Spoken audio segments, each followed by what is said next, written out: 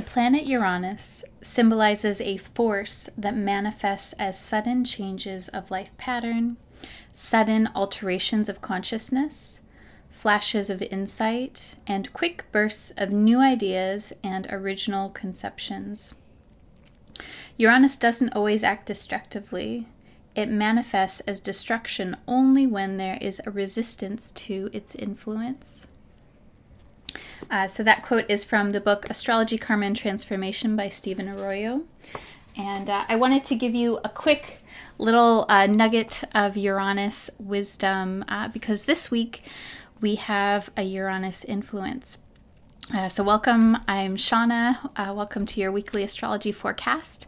I'm excited to share the astrology of this week with you. And then as always, I have 3 tips for you to make the most out of this week.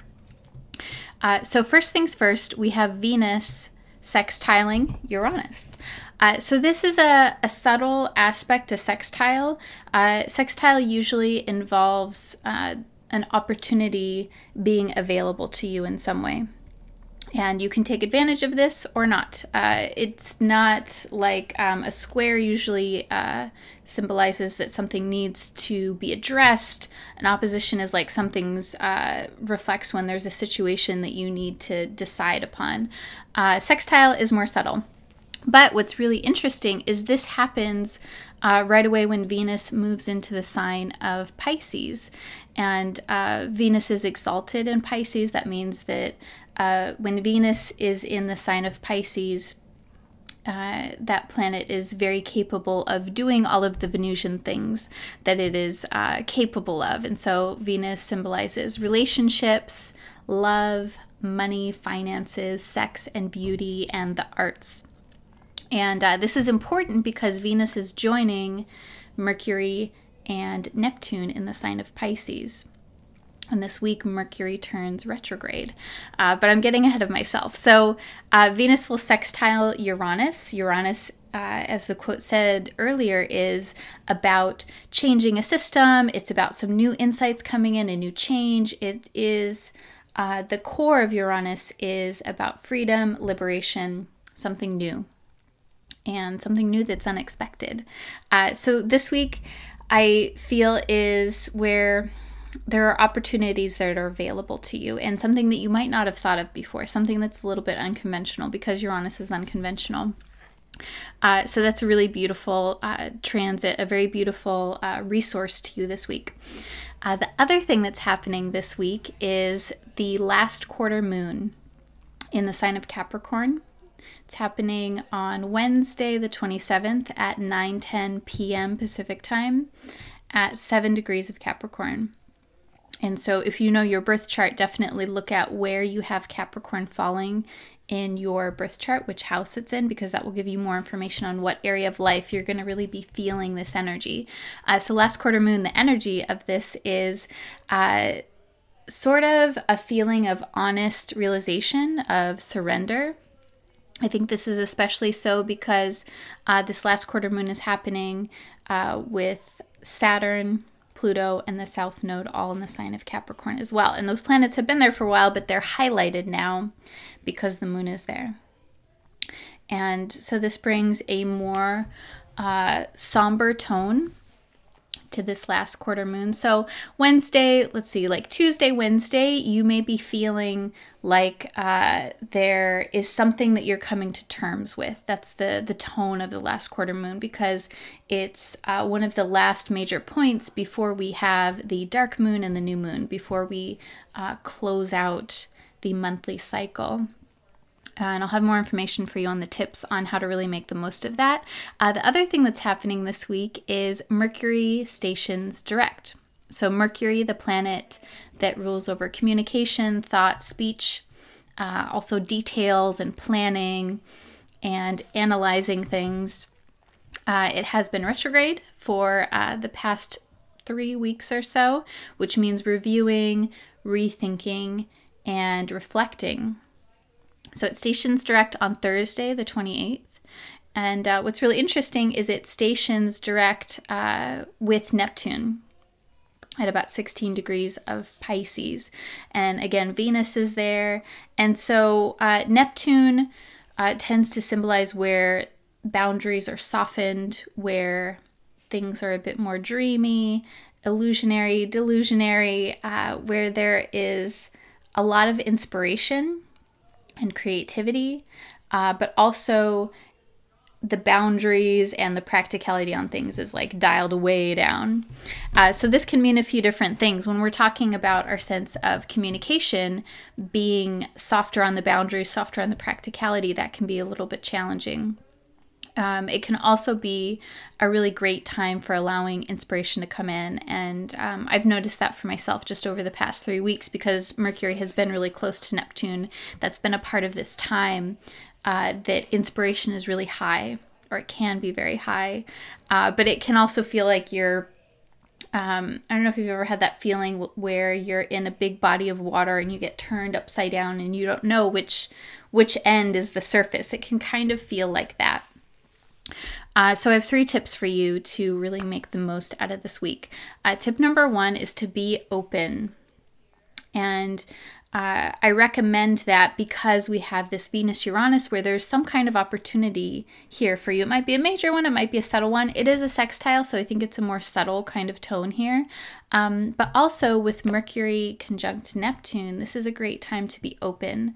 Doesn't mean that you need to necessarily do or decide this week. I don't think this is the week for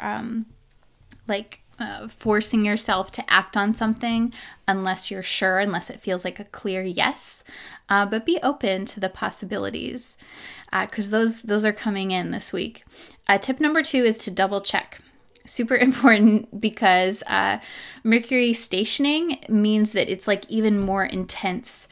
So there's, in this case, I would think even more communication, more possibilities, more inspiration and creativity, and just everything feeling very open, and then the flow if you allow it.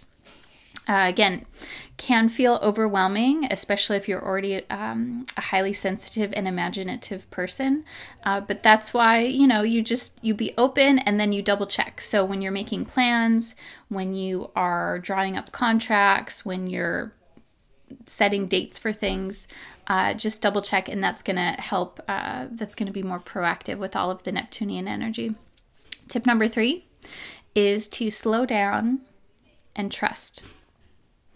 And when I initially wrote this, what I was feeling was trust your instincts, trust your intuition.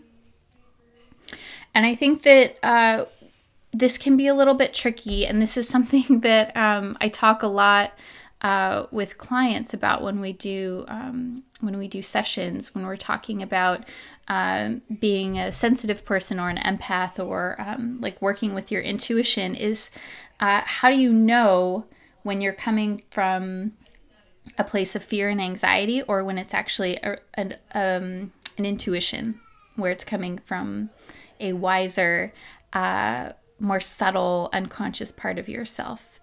And I think one of the keys to that, what's worked for me, is to really slow down and to ask myself why I'm feeling what I'm feeling. To kind of follow the rope down. Is it coming from a place of needing to decide and feeling like a sense of urgency? Does it feel constricted, or does it feel like excitement and like being drawn forward? So all of that to say, trust your intuition this week and slow down. Like there's no urgency here. If something feels good, go with it. If you're not sure, honor that not sureness. That's okay.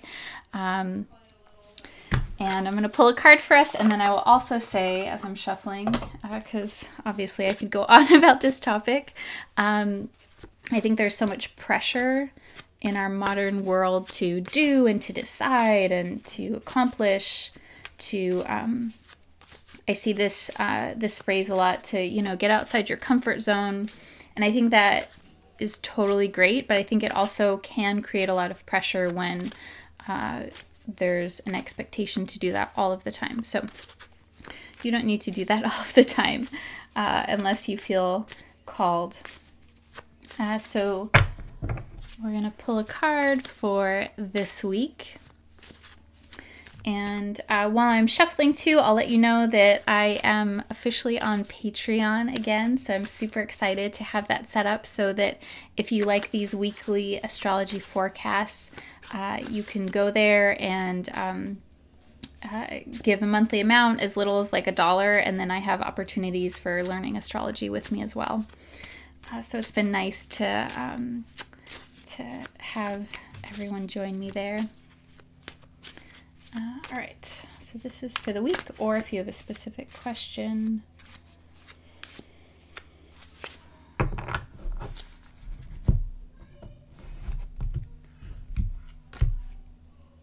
Oh my gosh, what a sweet card.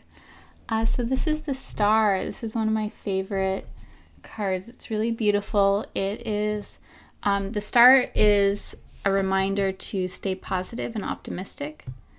And it's about healing, renewal, and what I'm really noticing here is how the water is going in the lake or the pond here. Bodies of water and in symbolism tend to reflect the unconscious, the psyche, the intuition, and then some water is going here on the earth, which is the conscious, the ego, the practical part. And so I'm curious what you think of this. It's always good to notice what it is that you notice and what that means to you. I'm also drawn to this little bird here. It's really interesting. So I did pull this card reversed. So I would take this as a symbol to stay optimistic and to, again, like really tune into that inner nature of you. The woman is nude. So it's like, what's your inner nature? What is your, what is the most true and authentic part of you telling yourself, and how to balance that out. So that is your forecast for the week. I hope you enjoy it. If you do, please share it with a friend, and sending you so much love, and I'll talk to you next week. Namaste.